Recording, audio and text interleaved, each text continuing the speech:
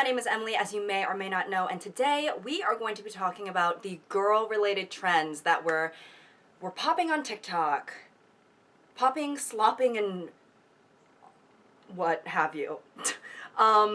And yes, there were a lot of them, many such cases, many such cases. You know, we have girl math, girl dinner, girlhood, hot girl walks, it girl, clean girl, hot girl summer, all of these things. And a lot of these trends are now past their peak, so I think it would be interesting to sort of look at these things in hindsight, you know, throw it back, if you will. Something I'm very fond of doing, I do it quite often, throwing it back and stuff. Oh. Anyone who knows me knows that I love to throw it back. And anyways, you know, these jokes are harmless on the surface level. Jokes can be just jokes, but I also think that sometimes they can spiral into something that wasn't necessarily intended, or they can give an indication as to how we actually think, although it's veiled in a aura of not being serious or just kidding. With comedy, especially observational comedy that relies on relatability, I think a lot of these trends kind of give a glimpse into how modern women look at themselves and modern feminism in the sort of bimboification era that we happen to be in. You know, I'm just here to look hot and be sexy and drink beverage, walk a little, and do skincare. And speaking of skincare, Typology is today's sponsor, y'all. Typology is a French skincare brand created in Paris, and they are the top-selling brand in France for online skincare. They're vegan and cruelty-free, and they aim to only use the essentials in their products. Their formulas using over 80% ingredients of natural origin. Typology investigates the right actives and ingredients to use for your skin using their skin diagnostic test, which makes you a personalized skincare plan. It's super easy to complete, it's fast but also thorough, and it's validated by dermatologists. They even give you an AM and a PM plan, which was really helpful for me, honestly, because sometimes, guys, navigating skincare, I feel like I'm in a labyrinth. Okay, it's a bit confusing, so I liked that they kind of lay it all out for you. It did a great job of addressing a variety of different specific skin issues, so you can get a very accurate representation of what your skin needs by the time you finish the test. These are the products that I like the most: the exfoliating gel cleanser, the organic orange blossoms hydrolate, and the caffeine and niacinamide eye serum. I didn't have any exfoliating products in my skincare routine, so I felt really excited to get this gel cleanser. It's exfoliating but still very gentle on my skin, and seriously does a great job at unclogging my pores because maybe they were backed up, unfortunately. The Orange Blossom Hydrolate has been a great addition to my skincare routine. I feel like it makes me look more radiant, and it's not greasy or oily that I feel like sticky while I'm using it. And I feel like I've definitely mentioned this before, but I definitely have, you know, under eye puffiness and darkness, and the caffeine and niacinamide serum has really helped, you know, re-energize that area, increase circulation, and kind of decrease the puffiness under my eyes. Now, before I started using these products, I did get a facial that kind of irritated my skin a lot and caused a lot of redness and hyperpigmentation and stuff like that. And I did notice that after I started using these products, those issues were starting to resolve like a lot faster, and my skin genuinely does look so much better than it did before. So if you would like to get a targeted skincare plan with natural products that only use the essentials for your skin, make sure to take the skin diagnostic test to optimize your skincare journey.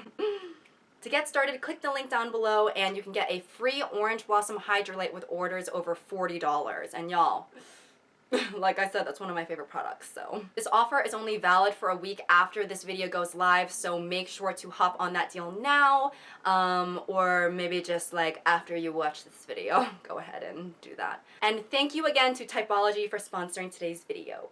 Okay, now getting back on track. Flip it and reverse it, flip it and reverse it. So the four main trends that I'm going to talk about today are girl math, girl dinner, I'm just a girl, and girlhood. You know, these trends are all supposed to be lighthearted and taken at face value. They're not intended to hurt anyone or, you know, get rid of all female CEOs. You know, I wouldn't say that anyone who has participated in any of these trends is pulling a Pearl Davis and is like, women shouldn't vote.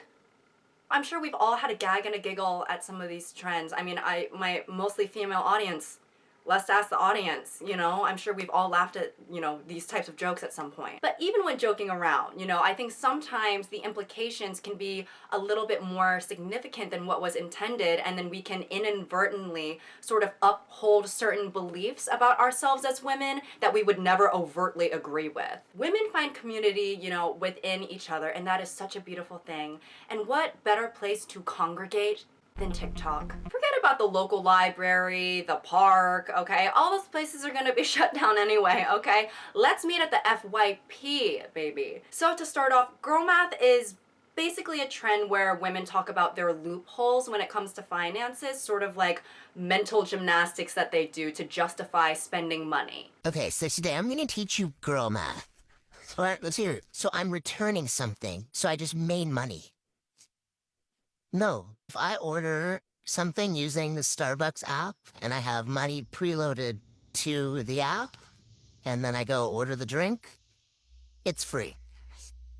You can't afford to go out. Yes, I can. No, you can't. Income that came in was 1,600. Rent is 12. Girl math. That's your.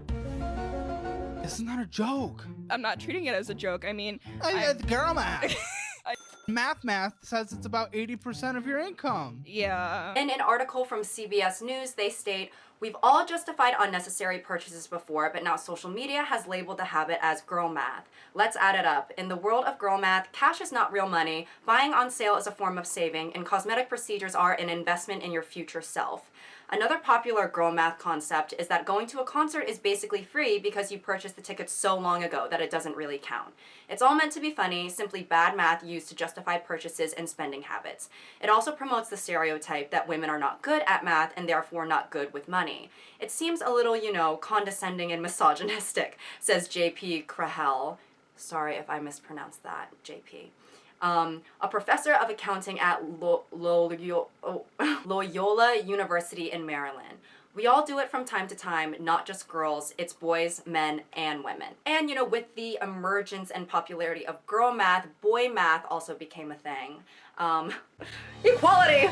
But with many of the boy math jokes, they tend not to have anything to do with math at all. They tend to revolve more around a lack of emotional intelligence, high ego, and being socially inept. Boy math is when you tell a guy that something he said really hurt your feelings, and he's like, "Well, I guess I'm never gonna talk again since you can't take a fucking joke." Shut the fuck up. Boy math! Boy math is wanting a girl with 0 body count while he slept with the whole town! Boy math is having a gorgeous girl on his hand that is totally out of his league, that she gets attention from other males, but doesn't give into it because she's a queen and she respects her man. But just because she gets attention from other males, he feels like he needs to get attention from other girls, so he goes out of his way to cheat on his girlfriend, his beautiful, perfect girlfriend who has done nothing but respect him, with bottle service girls and prostitutes and people from just on the side of the street. So the fact that we can have the exact same trend, right? Boy math versus girl math, but only one of them really has to do with making illogical decisions when it comes to money and numbers, even though it is just as a joke.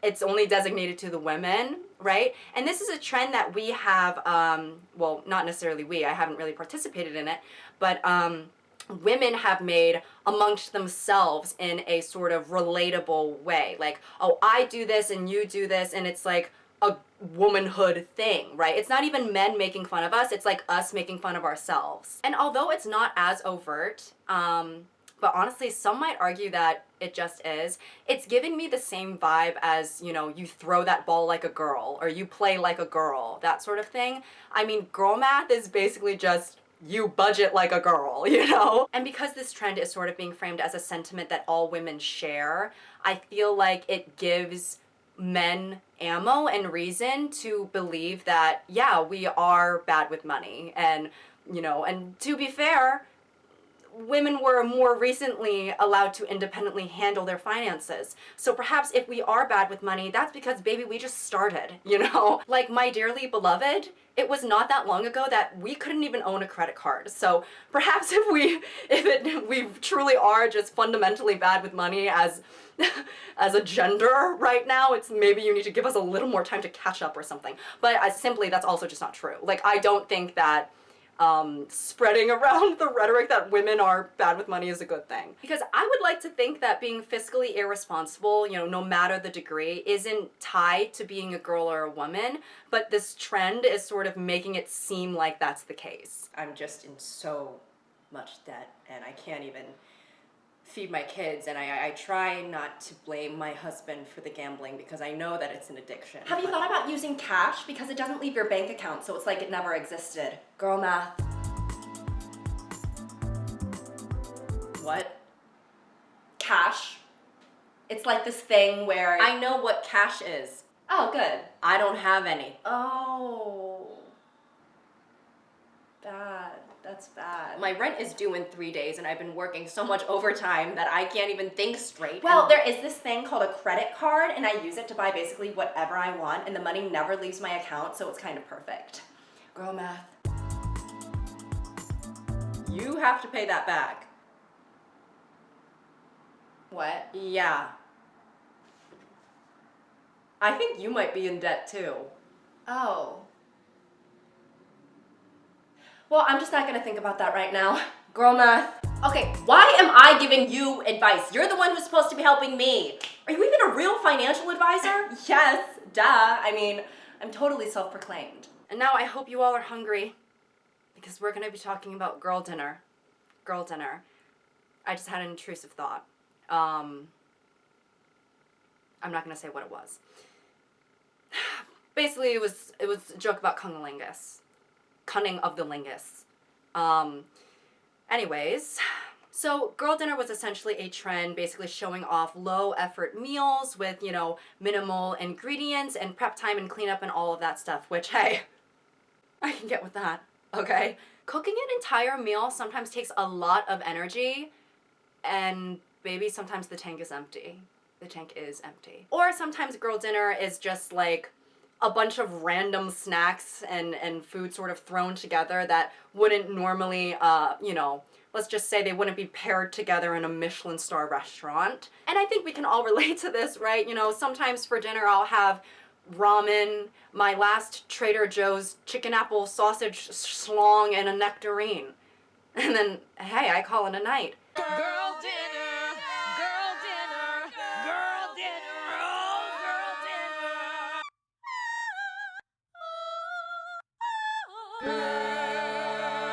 Girl dinner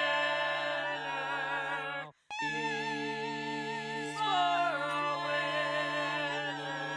You know, this all started off as an innocent joke about, you know, making low effort meals or, you know, discombobulated meals, right? And then it sort of went into like, trigger warning, eating disorders.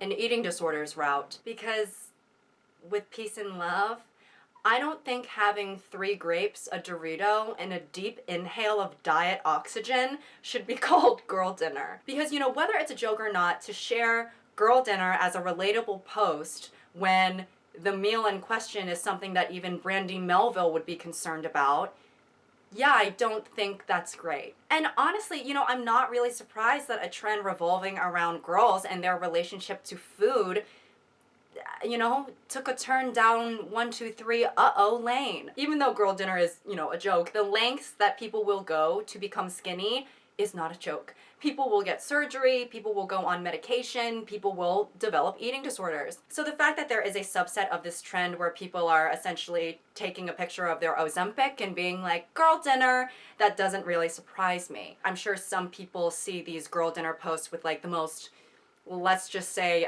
the chef was feeling very minimalistic. People might see these meals and it might validate any sort of eating disorder type tendencies or ideologies that they already have in their head. But a lot of people actually call out this behavior and will comment things like, this isn't girl dinner, baby, this is something else. I like how girl dinner started as this like funny trend where it's like random things that girls piece together and eat for dinner. Like it's like Annie's mac and cheese, some pretzels and frozen mango, like girl dinner. And then slowly it got like overtaken by like the wrong side of TikTok, and it's just like these girls being like, oh my god, like 1 cube of cheese, like girl dinner. It's like, no, like let's not glorify that because I think that's called something else. Like I just want to like watch the girlies like piece together their fun little meals. Like I don't need you to like tell me how little you ate on TikTok. You know what I'm saying? And I think it's good that people recognize, you know, this is not nutritionally sufficient for whatever you want to call this, girl dinner or whatnot. It's not like, you know, people aren't in the comments like, this meal is outrageous, you gluttonous pig. too much slop for the pig. So although it's past its prime, you know, girl dinner, let's keep it to like, you know, the easy recipes or like the random assortments of foods that don't necessarily go together instead of, you know, something that will maybe get you institutionalized. Hey sluts! Welcome to the Girl Diner. Can I get you guys started with anything to drink? I think we're good with just water for now. Amazing! Yeah, totally.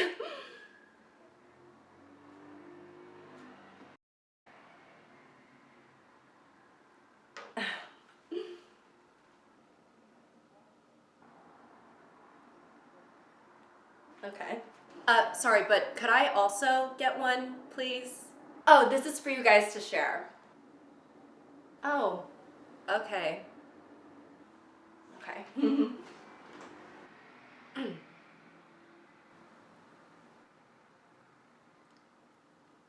Mmm. Thank you. Hey, are you queens ready to order? Not really. Okay, might I suggest our girl dinner special? It's like the most popular thing on the menu. Sure. Okay, amazing. I hope you guys enjoy.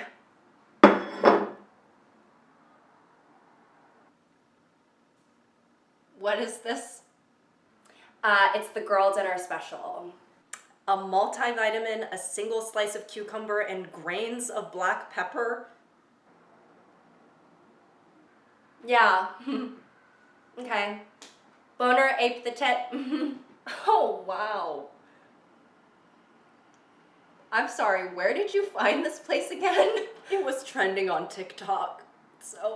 So when it comes to the phrase, I'm just a girl, sometimes it can be a buzz phrase for just showing almost like lifestyle type posts of like integrating pink into your life or, you know, your makeup, doing your hair, things like that. And some have argued that women using the phrase I'm just a girl alongside, you know, these sort of stereotypical woman things like shopping and makeup and hair and all of that stuff reduces women down to a stereotype. And I do see where people are coming from, but I also think that I don't know, you can point out that you like stereotypical feminine things like pink and dresses and bows and, you know, X, Y, and Z, while also still holding space for other characteristics and other things that you like. Because, you know, I like pink and jewelry and purses, obviously, but I also graduated magna cum laude and I think have other skills that are, you know, could be beneficial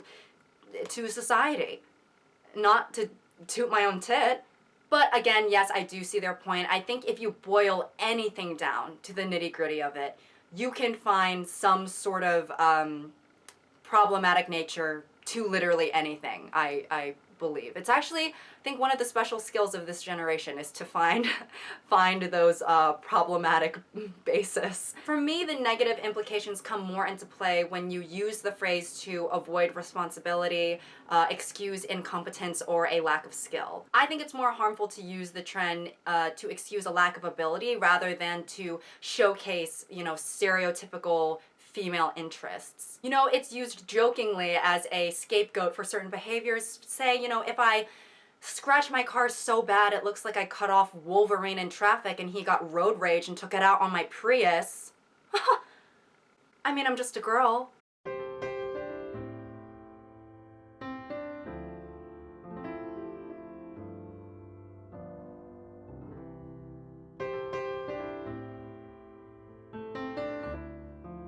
Or hitting the curb while driving is also a big one. Definitely not helping the women can't drive stereotype for sure. God forbid that I would make one of those jokes because, baby, double whammy, I'm Asian and a woman. So it's essentially used as a get out of jail free card as a joke, but when you boil the joke down, you know, it's basically just, oh, I'm just a girl and I have bad judgment and lack of skills, which should be excused and almost expected of me because I'm just a girl. For example, sorry, this tweet is in Spanish, but I'm going to translate it. Sorry, it might not be perfect, but thank you for inventing I'm just a girl and justifying my crazy moments and impulsive shopping. Or here is a text conversation between a dad and a daughter. Stop using my Sam's Club card for your gas. Sorry. That was the second time. Okay, I'm just a girl. I don't know what that means, but it sounds like it minimizes you as a person. And like I said, these are jokes, and I think women are intelligent enough to be able to tell the difference of when something is a joke versus a belief that's held in actuality. But you know, I've heard some of my own friends and women in general seemingly say this in kind of complete earnest, you know, in complete sincerity. And I don't know, I think passively consuming this type of content, especially for younger girls, I think it's a bit more insidious than we probably are perceiving it to be. In this article from the Daily Press, they state that Just a Girl has been co-opted by internet culture as a way for women to make light of their shortcomings. However, I've noticed that these seemingly harmless jokes often sip into misogyny themselves. One TikTok video is captioned, "When I just hit 3 curbs and now he's scared, but I'm literally just a girl with cute bow earrings." When users passively engage with the media that chalk up women's flaws to the inferiority of our gender, stuttered a little bit there, maybe I am inferior. What starts as irony soon bleeds into a conflation of girlhood with negative stereotypes. Perhaps in the past 30 years, we have reached a place in feminism where women no longer need to prove themselves. Maybe now it's okay to admit that you actually are bad at driving or you don't want to work. I would like to remind us, though, that there is no similar trend for men to joke about being dumb or useless. So as much as this trend is supposed to lightheartedly poke at our own faults as women, I think that, honestly, I've just heard it be said in earnest a lot. To the point where it's like, guys, I don't know if this is a joke anymore. Your Honor, the defendant was recklessly driving, causing almost $75,000 in damages towards the city. And witnesses say that she was seen driving while texting, applying makeup, and drinking an iced coffee all at the same time. Somehow. Do you have anything to say for yourself? Yeah. Yeah, what? Yeah, I did all that. Well, I guess there's nothing else to say. You're right. The defendant will serve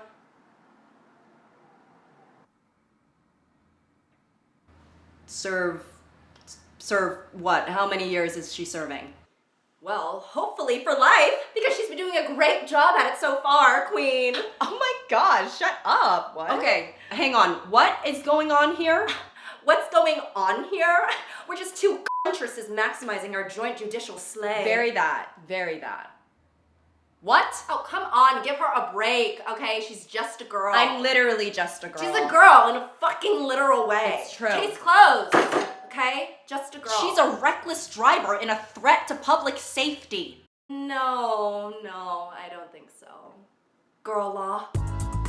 Now, the last thing I want to talk about is the trend of girlhood. And I don't find anything overtly problematic with this trend. I actually think that it's pretty wholesome.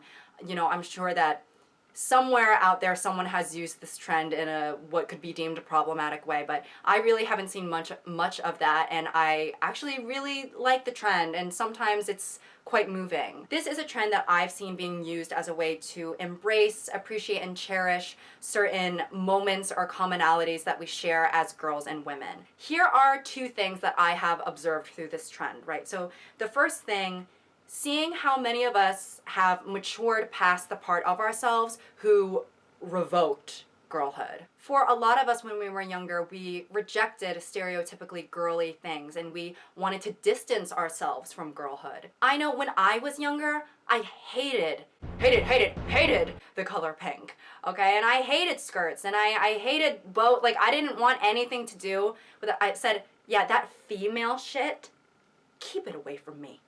Keep it 6 feet, all right? And COVID didn't even happen yet. I didn't want girly things, right? I remember at one of my birthday parties when I was a child, someone got me Polly Pockets, right?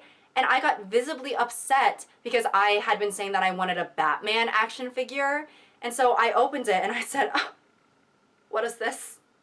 Someone's getting fired. And I'm sure there are a lot of women watching now who can relate to me when I say, like, I didn't want to be associated with girly things because to be girly was also to be weak and not that smart and not as capable. I really wanted to be respected and almost feared by the boys.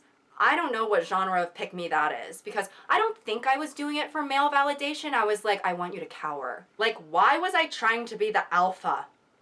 You know, I literally had to get sent to anger management in elementary school because I was not constantly, but I would get into fights like with the boys. Physical quarrels, you know. It's like, what? You know, what? Who said that? When it comes to feminism, I think girls in my age demographic, when we were younger at that time, to reject femininity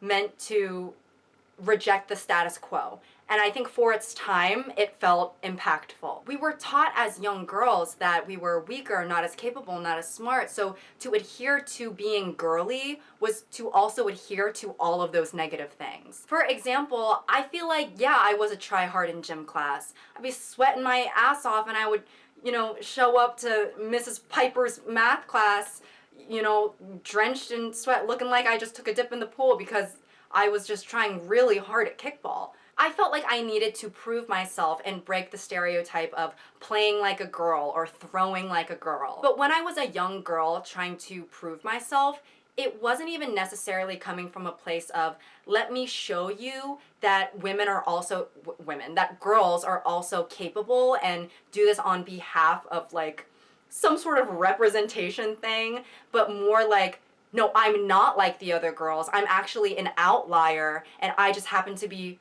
really, really, really good, which most girls are not. I think that some of us as girls back then, we wanted to be outliers from each other. And when we were trying to prove ourselves, it wasn't even necessarily coming from a place of, you know, I'm doing this on behalf of our whole gender, you know? It seemed to be more about being impressive as an individual and being distinct from other girls than it was to, you know, sort of fight on behalf for the greater good of all girls and women around the world. Being the first female president, President Amanda Wang, do you have anything that you want to say to the little girls watching across the country who dream of being in your shoes someday?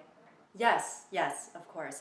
To all the women and little girls in America, mothers, sisters, and daughters, let me tell you this.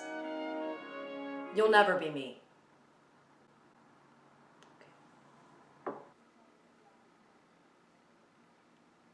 Is that all? No, of course not. Excuse me. Give up, because I'm built different. Fuck you.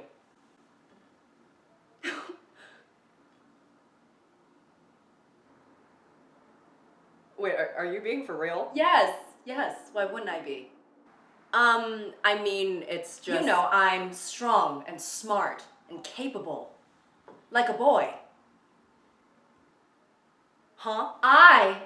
Me, am not like other girls. Other women? Ew. Me? Yay! Kind of regretting my vote now. But now that a lot of us are older and more mature and have the gift of hindsight, right, I think that we now recognize that rejecting girlhood and rejecting feminine things like that is not helping our cause. It hurts us a lot more than it helps us. The embracement of girlhood in your womanhood, I think, is not only reflective of, you know, the progress we've made with feminism, but also something that none of us are immune to, right? Which is sort of nostalgia and clinging onto your youth, which is the second thing I have observed from this trend. You know, obviously, I think there's a reason why girlhood has been popularized and womanhood hasn't, right? I think there is such an emphasis and value put on youth, especially for women. You know, we're always being told that we need to cherish our youth, and there's going to be a time when the good days are over. And, you know, with womanhood, obviously comes adulthood, and, you know, adulthood, you develop a sort of jadedness to life sometimes, and an awareness of the world that impacts you more negatively than when you were a child, right? And I think that is obviously a big part of the nostalgia, the craving the innocence, the lack of awareness of just like all the bad things happening. But while sort of reaching and clinging for the past is is evident here, I also would like to think that girlhood isn't something that expires. You know, beyond the aspect of material things in this trend, you know, like pink and bows and makeup and dressing cutesy and stuffed animals and things like that. Hello Kitty, you know, my Hello Kitty is up there. But one of the biggest parts of this trend as well is female solidarity and female friendship. You know, the moments of love and appreciation that we share with the other women in our lives who, you know, sort of nurture, I know it sounds cheesy, but sort of nurture the girl inside of us who not that long ago was wanting to distance themselves from being girly or girlhood. The women in my life, you know, my female friendships, my mom, my sister, without them, I just would not want to be on this earth. That sounds really dramatic, but like genuinely, I would not want to be in a world where I do not have my female friendships and my female connections, because it's simply so integrated into my life at this point and so valuable to me that it truly is irreplaceable. As a grown woman, when I get to spend time with my little sister and be under the same roof as her, just like old times, and, you know, we can be silly and talk about our lives and stuff, that feels like girlhood. When I'm spending time with my female friends and I'm laughing so hard that my chest hurts, or I'm crying in front of them, you know, investing time with these friends who have been with me through thick and thin, you know, whether I met them as a woman or whether they watched me become the woman I am today, I value that, and to me that's girlhood. Or honestly, I think that the Barbie movie was almost a sort of catalyst for girlhood and celebrating it. I know that there are obviously critiques of this movie, but despite it being baseline feminism, to walk into a movie theater to see the #1 movie, not only in America, but like around the world, and see everyone dressed in pink, so many, you know, mothers and daughters, friends, you know, even the men too. Like, it is nice to see everyone come together for the purpose of like female solidarity. For me, you know, to see a bunch of women wearing pink so unapologetically, when I'm sure some of us were like absolutely revolted at the thought of pink when we were younger, I don't know, it was kind of like emotional for me. So as much as the girlhood trend can be indicative of maybe glorifying our youth too much, clinging on to it, or, you know, having some sort of sense of nostalgia and hanging on to the past, I think, and maybe this is not something you all would agree with, but I think maybe that's not the worst thing if it helps us stay connected with our inner child and the other women and girls around us. So with all of that being said, I hope you guys enjoyed today's video and taking a little look at all these different girl-related trends on TikTok, and I'm sure, you know, these will not be the last. To all of the girls and women watching, I hope you all have a wonderful day. To all of the boys and men watching, I hope you also have a good day. I'll allow it. Thank you guys so much for watching today's video, and until next time.